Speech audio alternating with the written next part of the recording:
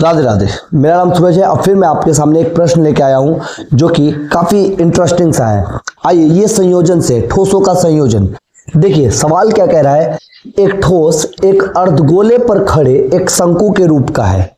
यानी वो जो ठोस है, खिलौना है या फिर जो भी है, उसका जो शेप है ऐसा है कि जैसे एक अर्धगोले पर एक शंकु है। ये अगर हमारे पास अर्धगोला है तो इसी पर एक शंकु है।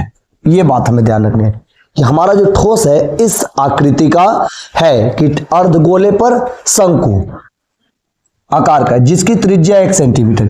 यानी ये बात ध्यान रखिएगा कि अगर ये त्रिज्या जो है यानी रेडियस 1 सेंटीमीटर है, त्रिज्या 1 सेंटीमीटर है तथा शंकु की ऊंचाई उसके त्रिज्या की बराबर है। यानी शंकु की जो ऊंचाई है, ये जो ऊंचाई है ये त्रिज्या के बराबर, यानी h बराबर भी 1 सेंटीमीटर ही है। ये बात ध्यान रखिएगा। अगर संयोजन में अर्धगोला पर शंकु है तो जो अर्धगोले की त्रिज्या होगी वही शंकु की त्रिज्या होगी अगर संयोजन में। या फिर कोई बेलन है, बेलन है और इसी पर शंकु का संयोजन है इस प्रकार से तो ये जो बेलन की त्रिज्या होगी यही शंकु की भी त्रिज्या होगी। अगर हम बेलन को हटाते हैं तो हमारे शंकु की रेडियस भी वही बनती है। चलिए हम इसको हल करते हैं। शंकु की देखिए बोला है तथा शंकु की ऊंचाई उसके त्रिज्या के बराबर है, यानी शंकु की ऊंचाई भी जो है उसके त्रिज्या के बराबर ही है। खिलौने का आयतन ज्ञात करिए। जो खिलौना है इसका आयतन ज्ञात करें पाई के पदों में। यानी पाई के पदों में आंसर लाने का मतलब कि हमें पाई का वैल्यू नहीं देना है।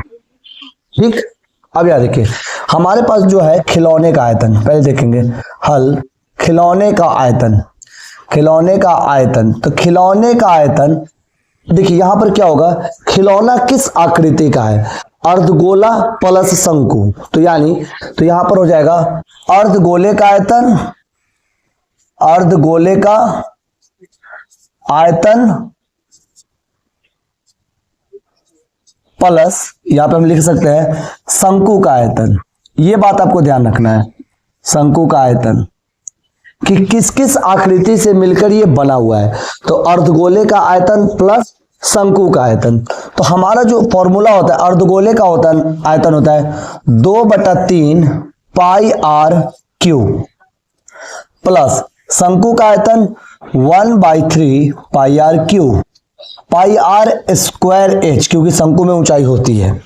ठीक है, ये हो गया अर्धगोले का आयतन प्लस शंकु का आयतन, क्योंकि ये हम खिलौने का आयतन निकाल रहे हैं। तो 2/3 पाई, अब देखिए आर क्यू यानी आर से रेडियस त्रिज्या 1 का क्यू। अगर हम 1 का क्यू देते भी हैं तो क्या ही होता है, चलिए कोई बात नहीं, 1/3 पाई 1 का स्क्वायर गुने 1, माने आर का स्क्वायर 1, एच की जगह पे 1।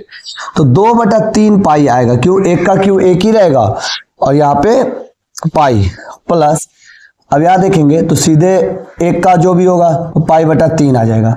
तो हम इसको 2 पाई लिख लेते हैं, क्योंकि 2 में पाई से गुणा हो तो 2 पाई, 2 पाई। अब यहां देखिए इसको हम भिन्न का जोड़ सॉल्व करेंगे, 3 प्लस हो जाएगा 2 पाई प्लस पाई, तो यहाँ पे 3 पाई, नीचे भी 3 से 3 कैंसिल हो जाएगा, तो यहाँ पे आंसर आएगा पाई। यानी ये जो खिलौना है इसका आंसर पाई होगा।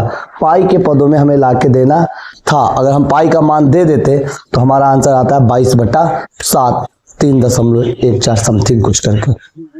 राधे राधे।